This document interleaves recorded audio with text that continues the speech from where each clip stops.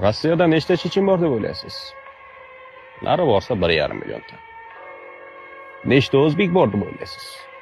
3 millionta. Rossiyada birorta chechenning kaltaklangani haqida eshitganmisiz? Yo'q. Hatto ularning sha'niga tosh otganlar ham kerak bo'lsa tiz cho'kib kechirim so'raydi. Rossiyada eng ko'p zulmga uchraydiganlar esa o'zbeklar ekan.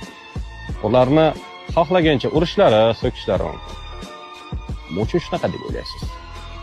Agar bitta chechenni urishsa, 1000 ta chechen yig'ilib keladi.